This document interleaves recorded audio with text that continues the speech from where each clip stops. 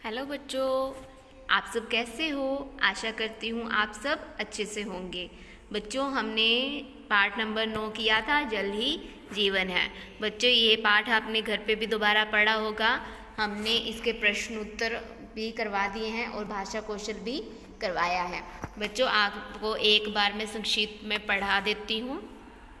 इसमें लेखक ने पानी के महत्व के बारे में समझाया है। पानी हमारे लिए कितना जरूरी है। पानी हमारे जीवन का आधार होता है, इसीलिए पानी को हमें सुरक्षित रखना चाहिए, इसका हमें सदुपयोग करना चाहिए।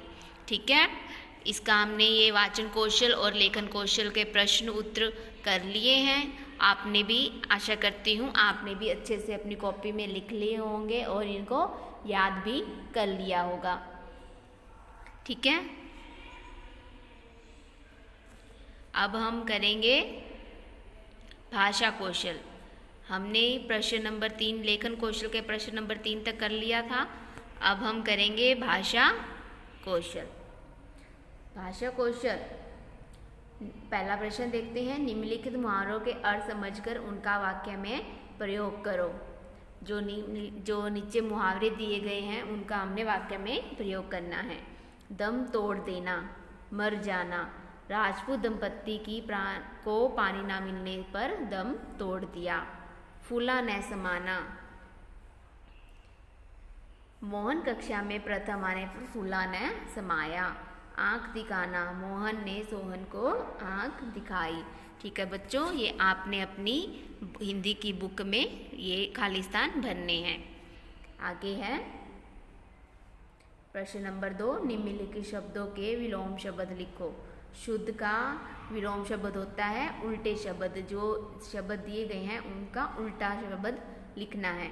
शुद्ध का अशुद्ध, उपलब्ध अनुपलब्ध, रोग निरोग, जीवित मृत, प्राचीन नवीन, वधु वर।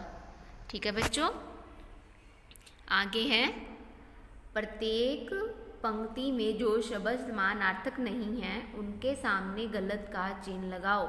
बच्चों, इसमें एक शब्द दिया गया है, उसके शब्द के समानार्थक शब्द लिखे हैं। 2 इनके समानार्थक शब्द हैं और एक पे इसका समानार्थक शब्द नहीं है। जो समानार्थक शब्द नहीं है उस पे हमने क्रॉस लगाना है।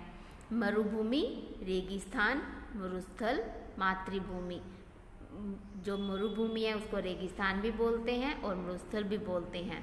तो मातृभूमि इसका समानार्थक शब्द नहीं है, तो इसको हमने क्रॉस लगा दिया है। ये मैंने बच्चों फिल कर रखा है, आपने भी इनको समझना है, फिर अपनी बुक में फिल करना है। गंदा, गंदा का समानार्थक साफ नहीं है, इसको हमने क्रॉस कर दिया है। दूषित और प्रदूषित, ये गंदा शब्द के समानार्थक शब्द हैं। बेकार, व्यर्थ, निरर्थक, सार्थक। व्यर्थ और निरर्थक इसके समानार्थक शब्द हैं और सार्थक इसका समानार्थक शब्द नहीं है, तो इसको हमने क्रॉस लगा दिया है। नित्य प्रति, नित्य प्रति का समानार्थक शब्द निश्चित नहीं है, इसको हमने क्रॉस लगा दिया है। हर रोज, प्रतिदिन, ये इसका समानार्थक शब्द है, इसको हमने टिक मार्क कर दिया है। ठीक है, अब आगे करते हैं बच्चों। आपने ये लेसन जो पाठ नंबर 9 है, आपने इसको अच्छे से पढ़ना है, समझना है। इसके प्रश्न उत्तर और भाषा कौशल अपनी बुक में फिल भी करना है और अपनी हिंदी की नोटबुक में भी लिखना है और याद करना है। ठीक है, और आज हम करेंगे अपना निबंध। आज हम करेंगे निबंध, जिसको इंग्लिश में बोलते हैं ऐसे। ठीक है बच्चों, आज हम ऐसे करेंगे, निबंध करेंगे। तो सबसे पहले बच्चों ऐसे करते हैं हम स्वाधीनता दिवस, जिसको स्वतंत्रता दिवस भी बोलते हैं। स्वाधीनता शब्द, स्वाधीनता, स्वाधीनता मतलब स्वतंत्रता। जो हमारा देश भारत है, ये पहले अंग्रेजों के अधीन था। अंग्रेजों ने भारत पर कब्जा किया हुआ था। तो किस दिन हमारा भारत आज़ाद हुआ, उस दिन स्वतंत्रता दिवस, स्वतंत्रता दिवस का ये हम आज ऐसे कर रहे हैं। स्वतंत्रता दिवस मतलब जिस दिन भारत आज़ाद हुआ, हमारा भारत कब आज़ाद हुआ बच्चों? हम पहले भी पढ़ते आए हैं। हमारा देश भारत 15 अगस्त 1947 को आज़ाद हुआ। तो उस दिन को हम 15 अगस्त को स्वतंत्रता दिवस के रूप में मनाते आ रहे हैं। ठीक है, तो बच्चों इसको हम एक बार पढ़ते हैं, आपने भी इनको ध्यान से पढ़ना है। आज़ादी से बढ़कर मनुष्य को कुछ और प्यारा नहीं होता, किंतु दुर्भाग्य से हमारे देश को अनेक वर्ष गुलाम रहना पड़ा। बच्चों आज़ादी सबको अच्छी लगती है, आज़ादी के अलावा कुछ भी और अच्छा नहीं लगता। अगर हम एक कमरे में भी कैद होकर रह जाते हैं या किसी पशु को या किसी पक्षी को भी पिंजरे में बंद कर देते हैं तो वो उसको अच्छा नहीं लगता है। तो इसीलिए हमारा जो देश आज़ाद भारत है वो भी अनेक सालों तक, अनेक वर्षों तक गुलाम रहा था। अंग्रेजों ने भारत देश को गुलाम बनाकर रखा हुआ था। 15 अगस्त सन 1947 को भारत स्वतंत्र हुआ। तो बहुत साल बाद अधीन रहने के बाद 15 अगस्त सन 1947 को भारत आज़ाद हुआ। यह दिन अनेक शहीदों के बलिदानों व क्रांतिकारियों के कठिन संघर्ष के फलस्वरूप प्राप्त हुआ। यह जो दिन था, जो स्वतंत्रता दिन था, आज़ादी का दिन था, वो बहुत से शहीदों ने अपना बलिदान दिया, क्रांतिकारियों ने अपना बलिदान दिया। तब उन्होंने अपने आप को शहीद किया, तब जाके हमें बड़ी परेशानी, कठिनाइयों के बाद, बड़ी संघर्षों के बाद हमें ये दिन प्राप्त हुआ था। हमारे जो शहीद हैं आपको पता है बच्चों, जवाहरलाल नेहरू, भगत सिंह, महात्मा गांधी, सुभाष चंद्र बोस, बहुत सारे ऐसे महान पुरुष हुए हैं जिन्होंने अपना तन मन धन देश की आज़ादी के लिए समर्पित कर दिया था। आगे है, प्रतिवर्ष इस दिन को हम स्वाधीनता दिवस के रूप में मनाते हैं। तो हर साल बच्चों इस 15 अगस्त को हम स्वाधीनता दिवस, स्वतंत्रता दिवस के रूप में मनाते हैं। विद्यालयों, सरकारी कार्यालयों में राष्ट्रीय ध्वज फहराया जाता है। इस दिन बच्चों स्कूलों में, सरकारी कार्यालयों में राष्ट्रीय ध्वज फहराया जाता है। राष्ट्रीय ध्वज अपना कौन सा है? तिरंगा झंडा, तिरंगे को फहराया जाता है। राष्ट्रीय गान होता है। राष्ट्रीय गान हमारा कौन सा है? जन गण मन, जन गण मन राष्ट्रीय गान है, उसको गाया जाता है। दिल्ली के लाल किले से प्रधानमंत्री राष्ट्र के नाम संदेश देते हैं। जो दिल्ली में लाल किला है वहाँ पे प्रधानमंत्री पूरे देश को संदेश देते हैं, पूरे देश को एक भाषण प्रस्तुत करते हैं।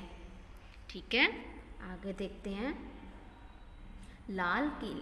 विद्यालयों में अनेक सांस्कृतिक कार्यक्रम होते हैं और सबको मिठाइयाँ व मेधावी विद्यार्थियों को इनाम बांटे जाते हैं।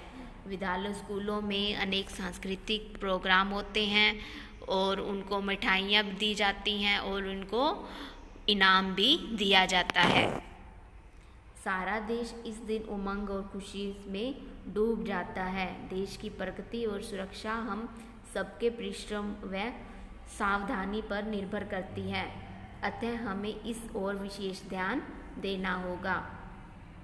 बच्चों इस दिन पूरा देश खुशी से झूम उठता है, खुशी में डूब जाता है। देश की प्रगति और सुरक्षा हम सबके परिश्रम व सावधानी पर ही निर्भर करती है। जो देश की जो प्रगति है, जो देश का विकास है, वो हमारी सुरक्षा, परिश्रम और सावधानियों पर ही निर्भर करती है। हमें इन बातों का विशेष ध्यान देना चाहिए। तो बच्चों एक बार और मैं समझा देती हूँ आपको, ध्यान से सुनना है आपने। आज़ादी से बढ़कर मनुष्य को कुछ और प्यारा नहीं होता, किंतु दुर्भाग्य से हमारे देश को अनेक वर्ष गुलाम रहना पड़ा। 15 अगस्त सन 1947 को भारत स्वतंत्र हुआ। यह दिन अनेक शहीदों के बलिदानों व क्रांतिकारियों के कठिन संघर्ष के फलस्वरूप प्राप्त हुआ। प्रतिवर्ष इस दिन को हम स्वाधीनता दिवस के रूप में मनाते हैं। विद्यालयों, सरकारी कार्यालयों में राष्ट्रीय ध्वज फहराया जाता है। राष्ट्रीय गान होता है। दिल्ली के लाल किले से प्रधानमंत्री राष्ट्र के नाम संदेश देते हैं। विद्यालयों, सरकारी कार्यालयों में राष्ट्रीय ध्वज फहराया जाता है। राष्ट्रीय गान होता है। दिल्ली के लाल किले से प्रधानमंत्री राष्ट्र के नाम संदेश देते हैं। विद्यालयों में अनेक सांस्कृतिक कार्यक्रम होते हैं और सबको मिठाइयाँ व मेधावी विद्यार्थियों को इनाम बांटे जाते हैं। सारा देश इस दिन उमंग व खुशी में डूब जाता है। देश की प्रगति व सुरक्षा हम सबके परिश्रम व सावधानी पर निर्भर करती है, अतः हमें इस ओर विशेष ध्यान देना होगा। तो बच्चों, आपने ये स्वतंत्रता दिवस का जो ऐसे है, जो ये निबंध है, आपको बहुत अच्छे से समझ आ गया होगा और आपने इसको अपनी हिंदी की नोटबुक में अच्छे से साफ और सुंदर राइटिंग में लिखना है। स्वाद, सबसे पहले आपने डेट डालनी है, तारीख लिखनी है और उधर एक साइड आपने वार लिखना है, ठीक है। फिर आपने हेडिंग डालनी है स्वाधीनता दिवस या स्वतंत्रता दिवस। आपने फिर अपनी कॉपी में ये लिखना है और इसको अच्छे से याद करना है, ठीक है। और आपने सबसे पहले अपने जूम ऐप पर कैमरा के सामने बैठकर यूनिफॉर्म पहनकर बैठना है, ठीक है। आपने अपने हाथ बार बार धोने हैं और स्वस्थ रहना है, सुरक्षित रहना है। अगर आपको कहीं भी कोई भी समस्या आती है तो आप स्कूल में आके हमसे पूछ सकते हो, ठीक है। धन्यवाद।